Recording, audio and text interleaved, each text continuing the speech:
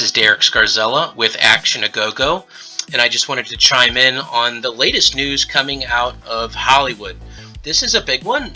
It came with some big numbers here, and it also comes fresh on the heels of the AT&T spinoff of Warner Media to create a new super entity with Discovery Media. Or whatever Discovery is called. We'll just call it Discovery for the sake of brevity here. But these are some big moves. These are some big moves coming out of the pandemic. So in essence, Jeff, we have this Hollywood Reporter here, great source, and Jeff Bezos weighs in on an MGM deal. Andy Jassy to take over as Amazon CEO July 5th.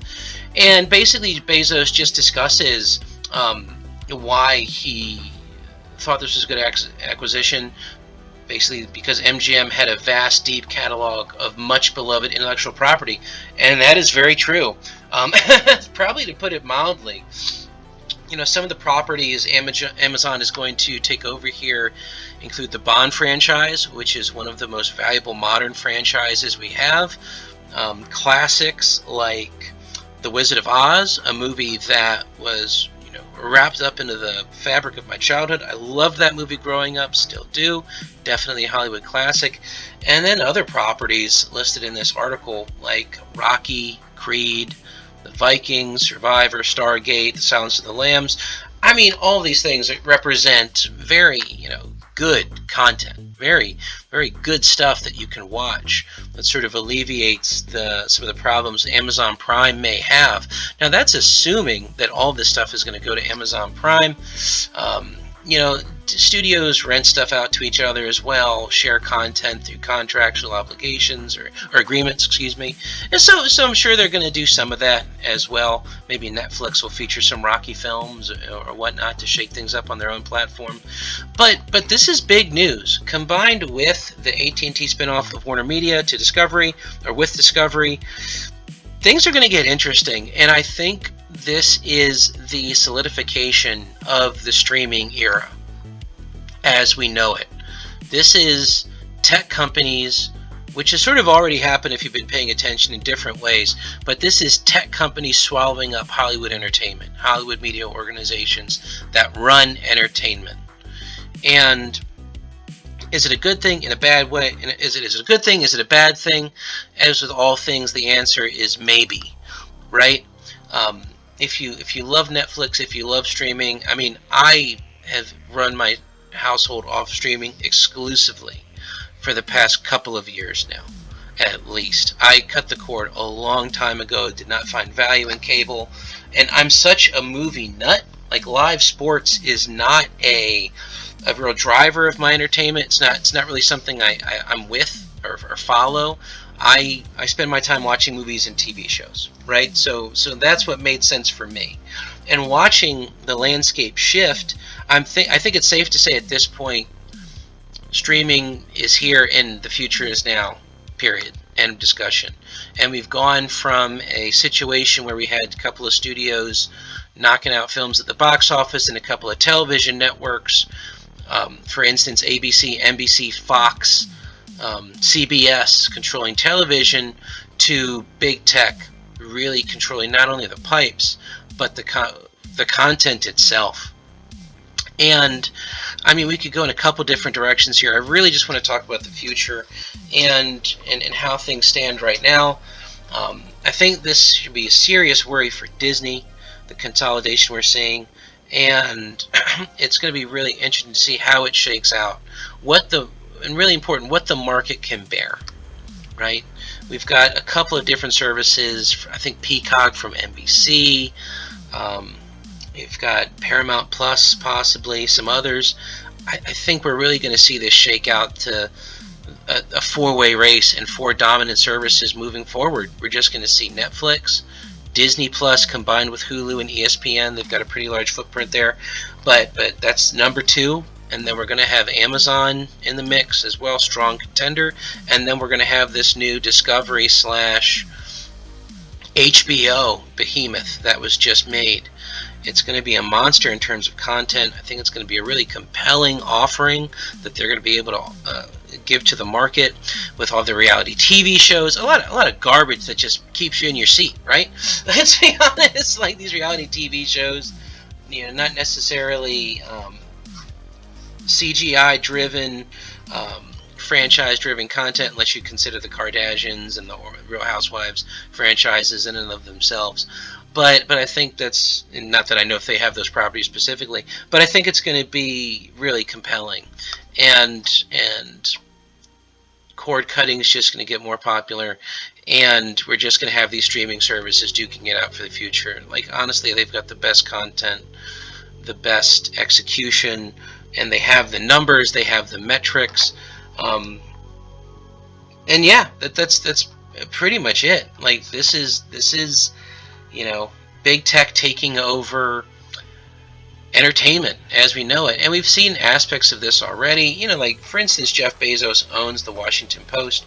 Mark Benioff, I believe the CEO of Salesforce, owns, I think it's the Los Angeles Times, or a couple of big media companies, or excuse me, I want to be specific here, news companies. And then you have Lorraine Powell Jobs. She's a huge shareholder in Disney and Apple, and also I believe owns Axios or something that owns The Atlantic. Like there's some connections there as well. But it's really rich people being rich people. Let's be honest here.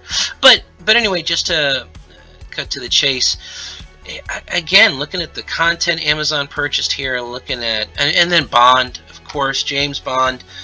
Eon Productions issued a statement that they're committed to movie theaters in the theater release window. But it's gonna be, I think, a lot of give and take here, and obviously, like, one company is much more important than the other in this acquisition. Amazon has a huge win here. I'm a little surprised Google didn't make a play for MGM. Maybe they did behind the scenes. Who knows? Who knows if we're even going to figure it out, like with how secretive these companies can be, or what people may be saying behind the scenes. But I'm surprised Google didn't do this. I'm surprised maybe Microsoft, maybe even Apple, because let's be honest, these are the companies that have the cheddar. They've got access to the cheap capital.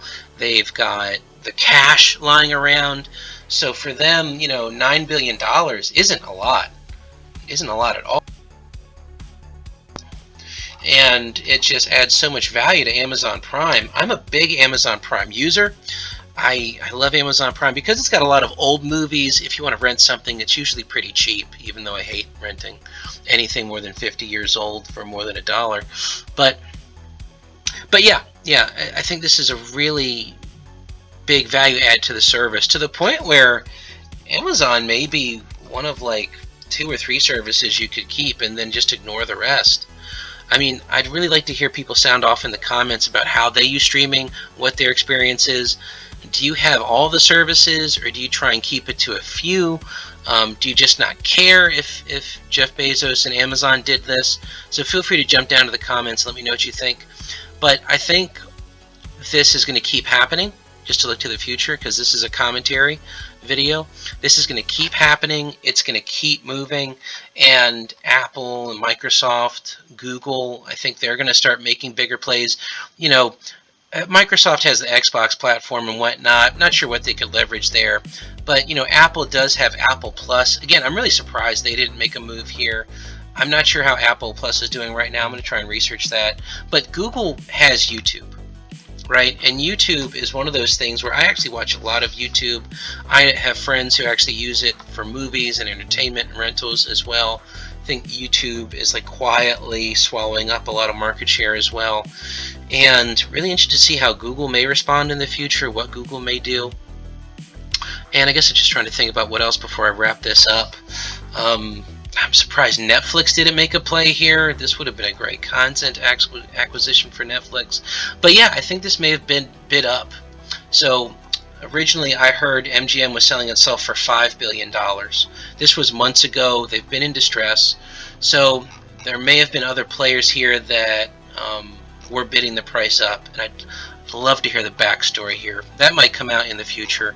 But between this move by Amazon to purchase MGM and AT&T spinning out Warner Media to Discovery to form this new super predator, I think we're going to see a big 4 situation, Netflix being number 1, Disney Plus being a solid number 2, and then Amazon and this new entity duking it out for 3 and 4. And again, this is moving forward. I didn't do a summary of how things are now, but these things are ever changing, and I think this is something that's going to develop over the rest of 2021, and we're going to see more consolidation, more big tech basically running Hollywood. But I don't know how that's going to shake out culturally for Hollywood. Um, you know, Oscar ratings were down. The Golden Globes isn't being held this year, I don't think, because of some controversies. So I think Hollywood's in a major transitional period that people aren't really talking about. And some of these things that are going on are so complex, so big, so complicated. And things are changing so much that we're really seeing the future being written. So, but anyway, again, I'd love to hear your thoughts in the comments in regards to your experience with streaming right now. Do you care about this? How you're consuming media right now? As well as, do you think this is good? Do you think it's bad? Or do you not even care? It's just rich people playing games with their money, which is going to keep happening as well. Anyway, folks, going to leave it to the outro, and thanks so much for watching. Do hope to hear your thoughts. Bye.